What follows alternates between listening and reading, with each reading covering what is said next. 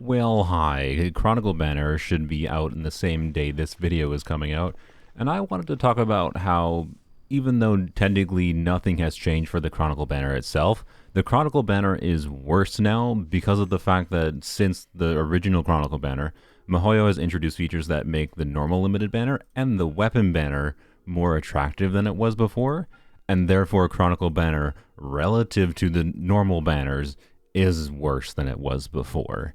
And that's what I'm gonna get into here because it's not that like Chronicle Banner isn't worth wishing on. Like if you want one of the characters on Chronicle Banner, like if you want Shenhe because she hasn't shown up since before Honkai Star Rail's release, this is your opportunity to get her.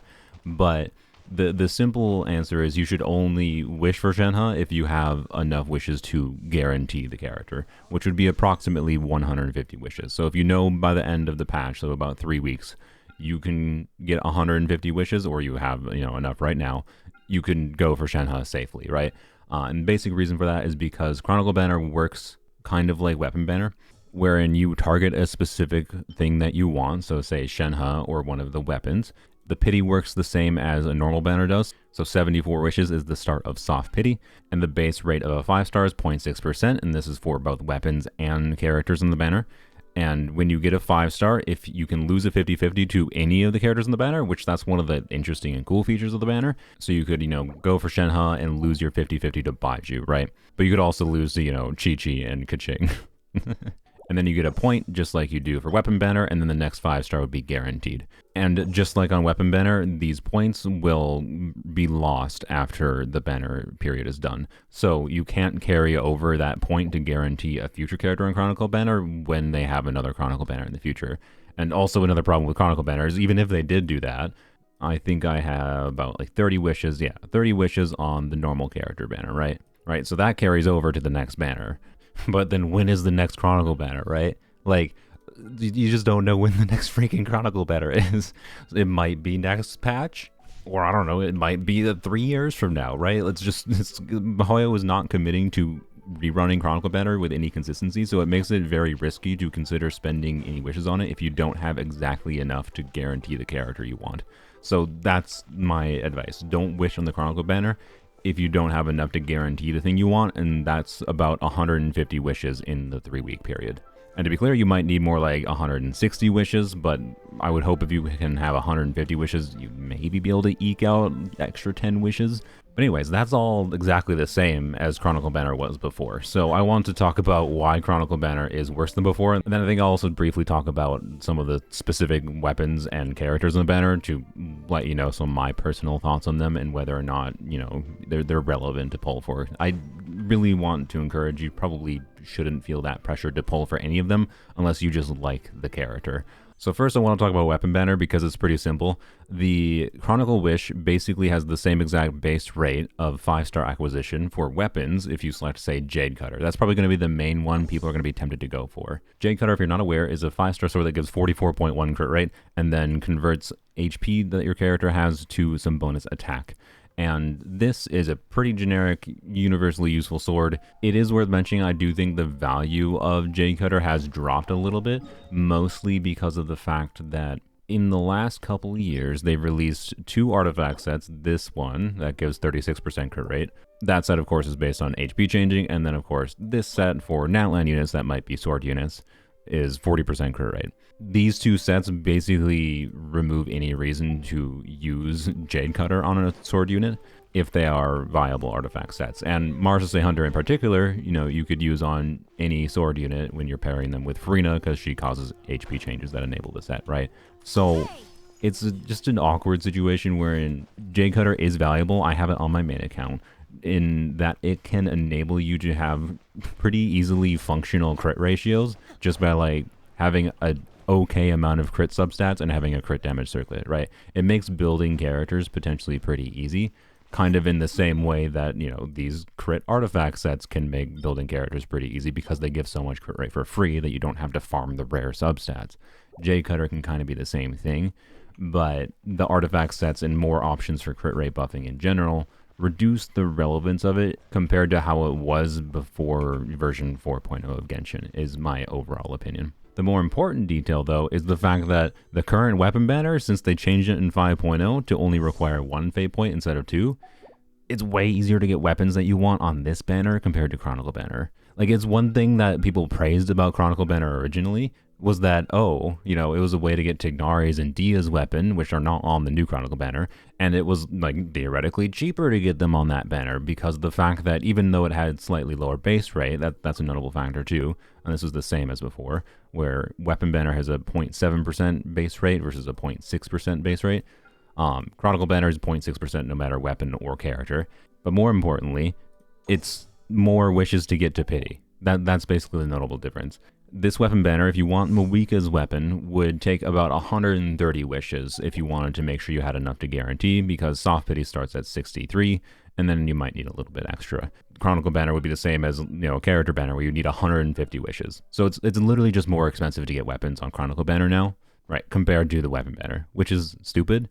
The only theoretical benefit is that, oh, you know, you can lose your 50-50 to different weapons. Instead of losing your 50-50 to the normal standard banner pool of weapons, now you can lose your 50-50 to Baiju's Donut, or the, whatever these weapon series are called, the Geo weapons, which are all the same, like, attack percent stat stick, where if you're shielded, you get more attack percent. Like, these weapons can be okay generic stat sticks, but, like, these aren't, like, the most compelling weapons, to say the least. There's also Almost Bow and Polar Star that you could lose to. Those are, well, Almost Bow is not very good, but Polar Star is pretty good. It's safe to say, like, this, I don't feel like if you'd path towards Jade Cutter and you lose your 50-50 to the Unforged, that's really that much better than, you know, getting Wolf's Gravestone from, like, a normal weapon banner, right? If this is a better overall weapon pool, it could make it so that it didn't hurt that much to lose your 50-50 for a weapon.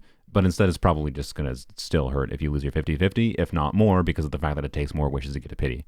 Like, it's just worse, because current weapon banner just is better than it was before. And then character banner, yes, if you want Baiju, Shenhe, Ganyu, Child, or Shao, this is probably going to be your main opportunity to specifically get those characters, or I guess if you want a Chi-Chi or Keqing, if you don't have them for some reason, you really like them. This is going to be your main opportunity to get these characters probably for a while. But even though the pity system is the same for the 5-star characters on the banner as they would be if they had a normal character banner, there's another thing they did in version 5.0, which is that they added the capturing radiance mechanic. Where does it even say it in here? I don't even know. Including the possibility of triggering the capturing radiance mechanic, the chance is 55%. Capturing radiance does not exist for Chronicle Banner, right? And if you didn't know what capturing radiance is, by the way, is the overall functional chance over a large number of wishes is something that results in, you know, a 55-45, but it's not that it's a 55% chance to win your 50-50. Instead, what it is it's a pity system for 50-50 losses that functionally will result in like a year's worth of wishes. It can make sure that you will get a character, a limited banner character that you otherwise would not have been able to get. Because basically, if you lose too many 50-50s in a row, specifically if you lose two 50-50s in a row, the next 5-star that is not guaranteed will do a 50-50 loss. And then if you lose that 50-50, it'll be a 50% chance to trigger capturing radiance. And if you lose three 50-50s in a row, then you have a guarantee. Like, you will either trigger capturing radiance or you will win your 50-50. You cannot lose more than three 50-50s in a row with capturing radiance. It's basically just like you can't have too crap of luck for too long in a row.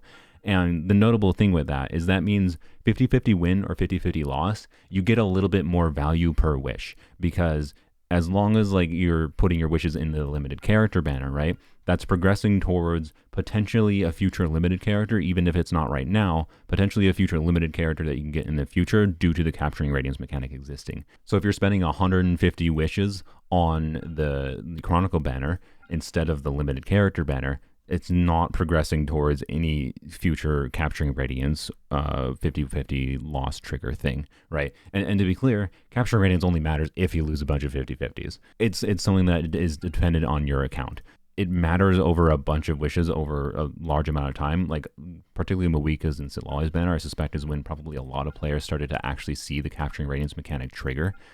Because they had enough time to lose 50-50s on previous banners since version 5.0 started. So, point being, Chronicle Banner is worse for characters than it was before. Before, it was basically just the same difficulty as long as you had enough to guarantee, but it was worse still because of the needing to have a weapon banner system instead of a normal guarantee system. But now it's also worse because of the capturing radiance makes this banner more valuable wish per wish compared to Chronicle Banner.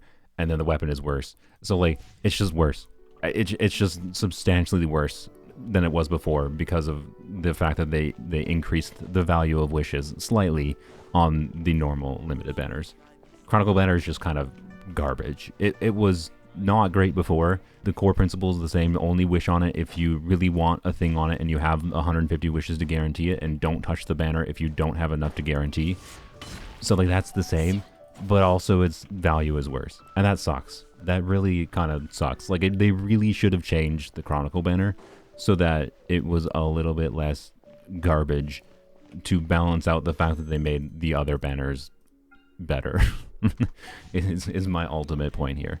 But to give Chronicle Banner some credit, let's talk about the different characters that are actually on the banner, so I can talk about their relevance and how, like, anything that might have changed for these characters, like from when they first ran kind of thing to Genshin of today. Just for like those that are on the fence maybe about pulling because you like the character for whatever reason, but you don't know if they're actually worth it. Baiju is pretty well regarded as one of the better healers in the game to pair with Furina, and Furina is the main character that makes him truly relevant. I pulled for this character before Furina actually released and found him quite useful as just a comfortable unit to keep you alive, give you some interruption resistance, and do some off-field Dendro application to keep up like your quickens, your aggravate for your Electro DPS. His burst lasts 14 seconds. He does have annoying energy needs, but overall he's a very comfortable unit. If you happen to like somehow wish a bunch in Chronicle Banner and lose a bunch of 50/50s to him, his C2 is kind of funny in that it gives him off-field Dendro application and off-field healing without ever switching to him on-field, which is kind of funny, and that could theoretically save you rotation time if you're like a min-max player, but it's kind of not that important. He is realistically the best character on the banner because of the relevance of Furina and the relevance of Dendro as an element that can enable a lot of other strong things just by it existing, even if he doesn't apply that much Dendro. Shenhe, I actually plan on wishing for. I've been waiting a while for her because there's things I want to do. She is basically just a niche cryo buffer. She gives a flat damage buff, which basically is a buff that increases cryo damage specifically.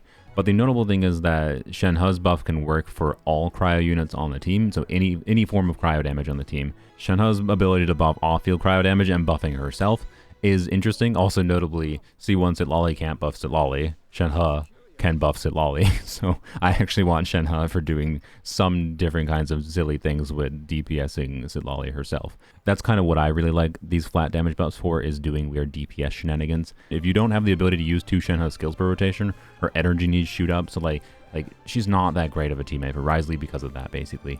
But someone like Rosaria, on my Polar Harmonia account, I was like so surprised to see how functional a Zhongli, Shenhe, Rosaria, Xiangling team is, right? Like, it has enough pyro application to get really big consistent melts, like in the 80k neighborhood from Rosaria. I plan to like have some fun with DPS Charlotte. You know, there's weird different forms of niche utility is kind of the ultimate point for what Shenhe can be valuable for, and that's kind of where she's at. She's not a useless character by any means. You can find weird niche utility for her. I plan on showcasing some of that on my channel soon if you want to subscribe for that. But she's a weird unit to evaluate, basically, and it's very hard to ever recommend her. I plan on pulling for her, and I think I'm going to have fun with her. And I think as more cryo units release, particularly ones that do off-field cryo, then I think she becomes more and more fun. That's kind of where she's at. Keqing is Keqing. She can still be a decent unit, but you're probably not going to pull her for her directly. Ganyu, I actually do think I might actually make a video about Ganyu with Mawika, because Mawika's off-field pyro and how it works. I think it's the first time I've enjoyed playing a Melt Ganyu team. It's possible to get like pretty good damage with an invested build on Ganyu nowadays, but it takes a lot of investment. She is nowhere near the most valuable unit to go for, and doesn't have a high amount of like utility in that many Abyss cycles. But I did use her in this current Abyss cycle to great success on the first side of Abyss, so take that for what you will. I do think she is actually a surprisingly fun unit in the current day, and let me know in the comments if you want to see that video for Ganyu soon. I'll probably make it, but she's more fun than she was in the past for me. but she's definitely in the category of unless you really like her, I don't know why you should bother. Chi-Chi exists, and I'll be honest, that's all I kind of had to say about it. Maybe there's some shenanigans I can get up to with Shenhe for Chi-Chi, but she's not going to be a priority for me because she has a lot of cooldown issues and whatever. What about the other child? Xiao is so short, but you know what? His plunges pack a punch. Except that you kind of don't, unless you have some specific really good buffers for him, I'm sorry. To be clear, as far as Anemo DPSs go, I do like Xiao more than Wanderer. And he does have like nuance, like the fact that he can use 4P's MH makes him potentially pretty easy to build for mini players. It's not necessarily his best artifact set in all variations of his team, but it's at least his second best artifact set. But it is significantly harder to use him in like endgame content if you don't have C6 Fars on, because yep, that's Anemo DPSing things. The Farina and Shan Yun combo are also really compelling for him. Shan Yun being a plunge buffing, only a single target plunge buff, but it's still like, we generally speaking have very single target focused abyss cycles that a big single target buff for Xiao is pretty appreciated. So my personal favorite Xiao team is Xiao, Farina, Farazan C6. Xiao in that team that I've tried gets over 100k plunges on a pretty decent 2-piece build. Like not even one of his better 4-piece builds. With high enough investment, he can be pretty good. I don't know. He's a lot harder to recommend, I feel like, without Farazan C6 in particular. Not unusable, but just acknowledge if you're going to go for him and you don't have like the right components of buffers to make him feel good, he's not a unit that magically feels really strong. He's very reliant on compelling supports. Tartag is still good in Child National, and as far as I'm aware, he somehow has gotten very few new teams other than that. He has some unique aspects, like having very, very fast Hydra application, but there's not necessarily that much you can do with extremely fast front-loaded Hydra application. Like, you can use it to shred certain kinds of enemy shields really quickly, but then he has pretty major, like, downtime issues in his cooldown. Like, his max cooldown is 45 seconds, but the cooldown is longer based on, like, how long you stay in his state. So, I don't know, his kit is really weird. If I end up getting him because I lose a 50-50 to Shenhe, I'll build him eventually. I think he has an interesting kit, but I think he is really clunky, and I expect if you pull him, you're going to have to, like, learn how he works. So, like, look up KQM guides and whatever. There's ways to use him, but for him being a Hydro 5-star, I think he's one of the least compelling Hydro 5-stars. I do kind of wish they did more things like this kind of passive. I think that would be cool. I don't have that much personal experience messing around with him. If I get him, I'll mess around with him, see if Moika or Sitlali maybe change something for him, but I doubt he's that different than he has been for a while. So if you really like him, you can pull for him. This is your opportunity for it. The weapons I don't want to talk about as much. Don't pull for Baiju's weapon, please. Shenhe's weapon is an interesting generic stat stick because it's high base attack, low substat, and gives 12 elemental damage bonus, so that just baseline makes it relatively universal. And after you use a skill, you can gain more attack percent per second. Like, this makes it actually a pretty decent stat stick weapon for, you know, Xiao, Arlecchino, Emily. I really don't think you could choose to specifically go for it, though. For Shenhe, Fav can be better than this weapon if the team energy is relevant. This series of weapons is all the same passive, I recall. Same base stats, a bunch of attack percent. If you have a shield, they can basically get double this attack percent passive, so you can get like 40% attack from the passive too. So a total of like 90% attack with the high base attack weapon from 5-star stats. Like, these are actually potentially decent stat stick weapons. It'd be better to lose your 50-50 to this weapon than it would be to lose your 50-50 to Baiju's Donut. Probably. Polar Star is the last one to talk about. This is actually a pretty good generic stat stick bow. It gives you elemental skill and burst damage, and then when you do normal attack hits, charge attack hits, elemental skill hits, or burst hits, you get one stack and get a whole bunch of attack percent, up to 48% attack. Getting the passive up to full can be awkward on some characters. Should you really go for it? I don't know. 5-star weapons value is always like very and with the higher costs of going for weapons on Chronicle Banner, I don't know if I'd recommend going for any weapon on Chronicle Banner, ultimately. So that's where we're at. Shenhe is stuck to a wall, and Chronicle Banner is worse than it was before. So, should you wish on it? If you really want the character or the weapons on the banner. If you have enough to guarantee. Do not wish if you don't have enough to guarantee by the end of the banner, if you're not confident of that. Otherwise, you really, really might end up regretting it, okay? Please, proceed with caution. I do plan on wishing for Shenhe on my main account, and we'll see how that goes. Hopefully. And also, like, another tale of caution as far as wishing on Chronicle Banner goes. I wished on the original Chronicle Banner on my main account and had some extra wishes that I threw on it for the video I made about it. And I've had that 30 pity sitting on Chronicle Banner since last year because they took this freaking long to do another Chronicle Banner. So those 30 wishes just did nothing for me until, tomorrow. So absolute nonsense. The fact that if they were running Chronicle Banner semi consistently, at least it would be like slightly less bad, right? To just wish on it if you didn't have enough. You could like wish on it for the chance of an early kind of thing, but not go all the way to pity. But no, instead they rerun them once in every millennia, and not rerunning Chronicle Banner consistently means it's really hard to even risk anything on it at all. It's really bad. Yeah, proceed with caution.